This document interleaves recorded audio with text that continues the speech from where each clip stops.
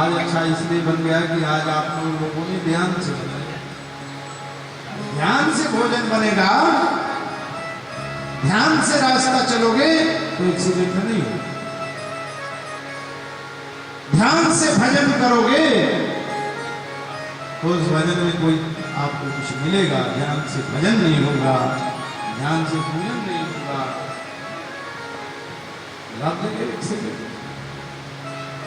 इसलिए ध्यान विस्मृत समाधि है। तो ये आरोग्यता को पाने के लिए भगवान शंकर ने ये सब कुछ बताया। एक शक्ति है आपके अंदर जिसे कुंडली शक्ति कहते हैं।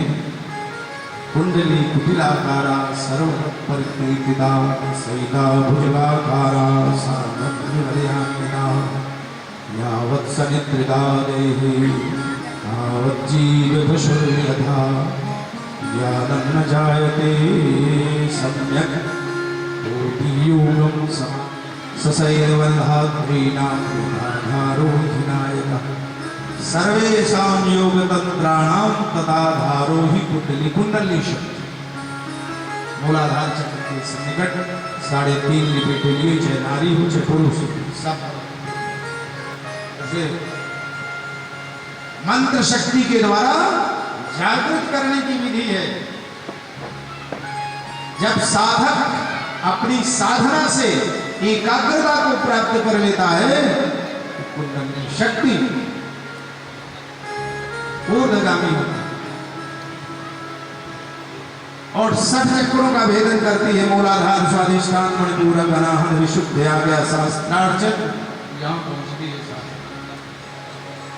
ईड़ा पिंगला सुषुम्ना का संयोग है। जहां ईड़ा पिंगला सुषुम्ना मिलती है वहीं वो चक्र बनते हैं, वहीं देवता है। ये पिंडस्थ ध्यान की विधि है और ऐसे ही उन 60 चक्रों का भेदन करती हुई कुंडली शक्ति ब्रह्मांड में और सच में इसे योग कहते हैं। ये जब यम नियम आसन प्राणायाम प्रत्याहार योग नहीं कहलाता, योग उसे कहते हैं। वो कुंडली जो शक्ति है जिसे जीव सत्ता मानते हैं, जो ब्रह्म यहाँ पर विराजमान है, 60 चक्रों का भेदन करती हुई यहाँ पर जब मिलाती है वो उस कुंडली शक्ति को जो लोग घंटों में कहते हैं जागृत करने के लिए असंभव।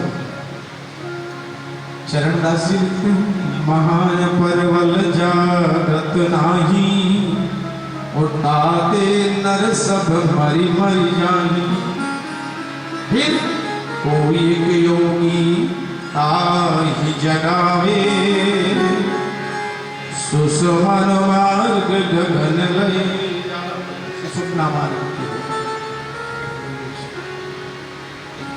60 चक्रों का भेदन करते हुए ब्रह्मांड में आती हैं और वही जीव सत्ता का विलय ब्रह्म सत्ता से मिलन कहलाता है। इसे योग।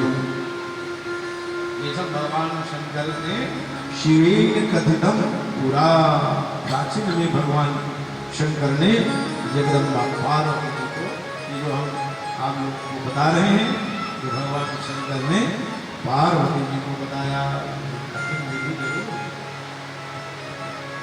परम शांति का अनुभव, परम वैराग्य का अनुभव।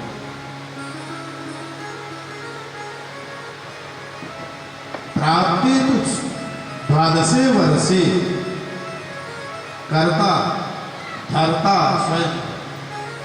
12 वर्ष तक मैं निवेदन कर रहा था, 12 वर्ष तक, और 12 वर्ष में 5 करोड़ शिव पंचाक्षर मंत्र का जपने वाला शिव तुल्य होकर उस जीव सत्ता कुंडली को ब्रह्मांड में ले जाने की सामर्थ्यता रखता है।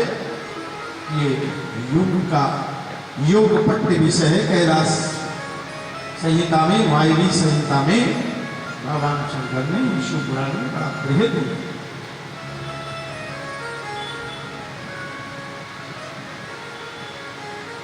तो अब वो भगवान शंकर की कथा चल रही थी ना, भगवान शंकर त्रिपुर दहन की कथा चल रही थी। भगवान शंकर के पास में जाकर के देववृंद प्रार्थना करते हैं कि प्रभु आप कृपा करो, का दान करो। तो आप हमारे राजा, आप हमारे सम्राट, भोले बाबा को सम्राट बना। ये भगवान विष्णु आपके कुमार युवराज, इंद्र आपके सेवक हैं, हम सब आपके को समर्पित हैं, आप कृपा करके ये सब चीज। भगवान शंकर बड़ी देर तक सोचते रहे और कहने लगे आप हमको राजा बना दिया, सम्राट कहने लगे ना हमारे पास कुछ व्यवस्था, अरे हमारे पास में आप युद्ध के लिए जाएं तो वाहन तक तो है नहीं, हम जाए नंदी भरे। देवता कहने लगे नंदी ही आपका कमाल, नंदी कम नहीं है, हमारे पास कोई अस्त्र शस्त्र नहीं है। बोले देवव्रत कहते हैं प्रभु आप हाँ तो करें, हम सब आप सभी देवता रथमय हो जाएंगे। अब तो क्या था, जब भोले बाबा ने हाँ की त्रिपुरों का दहन करने के लिए, तो देवव्रत विश्वकर्मा को निमंत्रण दिया। विश्वकर्मा ने कहा ऐसे शिव रथ का निर्माण कर, ऐसा शिव रथ बनाओ, आज तक कोई रथ न बना। आप लोगों ने जगन्नाथ रथ देखा ना, गए हम रथ यात्रा में तो गए, हम कुछ समय उसमें भी जब भगवान का लेवर बदले तब भी सौभाग्य मिला। 10 दिन जगन्नाथपुरी में गए और आपकी कथा पूरी होगी 31 को, एक को चले जाएंगे जगन्नाथ। तो पितृपक्ष में एक कथा तो निशारणी की को आपको बता रहे हैं। पितृपक्ष में 2 कथाएं हैं, एक जगन्नाथपुरी पितर लग जाएंगे शायद 10 या 11 को, 11 तारीख से नैमी से पुरी में, जगन्नाथपुरी में भागवत 11 से और 17 तक जगन्नाथपुरी भगवान के जी से दर्शन करना। यहाँ से सब हमारे जो भक्त लोग हैं सब प्लेन से जा रहे हैं और हैदराबाद के लोगों को भागवत कराना, पूरी रहने खाने की सारी व्यवस्था। यहाँ से केवल आप लोगों को जाना पड़े।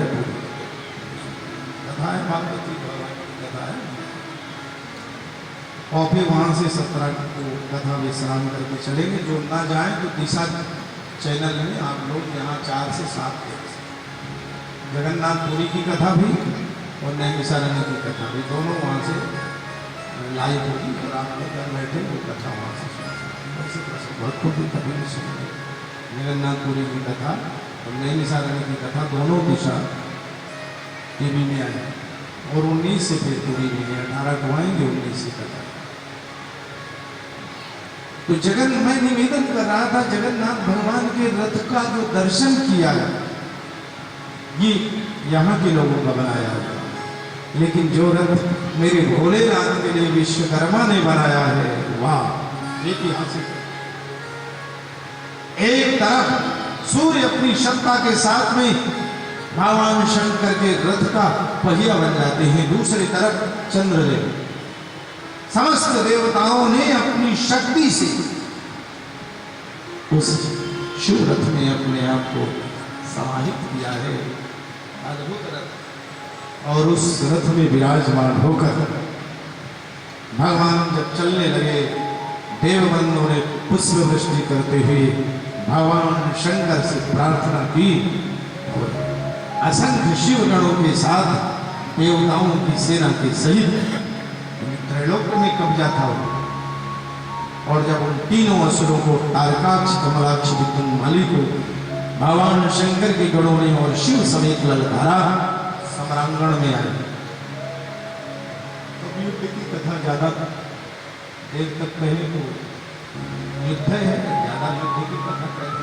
खैर भगवान शंकर ने जब कमलाक्ष और विद्युन्माली को, तारकाक्ष को मारने लगे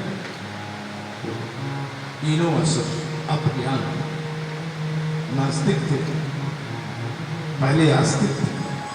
पहले वाली आस्था का ध्यान आया और शंकर भगवान से प्रार्थना करने लगे, इतना बड़ा सौभाग्य क्या कब मिलेगा?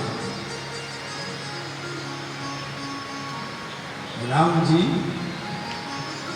बाली को जब मार दिया, तो बाली ने जब भगवान राम की प्रार्थना की तो राम जी को दया आई। राम जी ने कहा, बाली तुम्हारी इतनी भावना मेरे प्रति मैं नहीं समझ सकता। बाली तुम जीना चाहते हो, मैं राम सर्वज्ञ, मैं तुमको जिला सकता, मैंने तुमको मार दिया, लेकिन मैं तुमको जीवन नहीं दे सकता। तुम थोड़ी देर में तुम्हारे प्राण निकल जाए, लेकिन काम में हो सकता है तुमको मैं सदैव अचल करूं तन राखूं प्राण, तुमको मैं स्वस्थ करके और सदैव के लिए जीवित कर दूं। बाली बोलने नहीं, दोबारा सो कहां से योग मिलेगा? आज मैं आपके कर कमलों द्वारा मेरी मृत्यु आपके सामने, और आपने जिला भी दिया मुझे, क्या पता फिर कभी सहयोग मिले कि नहीं कि आपके चरणों में मेरे प्राण। तो इतना बड़ा सौभाग्य मैं छोड़ने वाला हूं। मैं तो आपके चरणों में प्राण देने वाला हूं, लेकिन ये प्रार्थना ये है, धरती में जब मेरा अवतार, मैं धरती में आऊं तो मुझे आप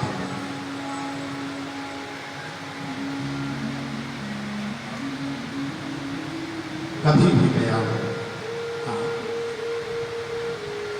तो तीनों असुर जरूर थे, लेकिन भगवान शिव से कहने लगे,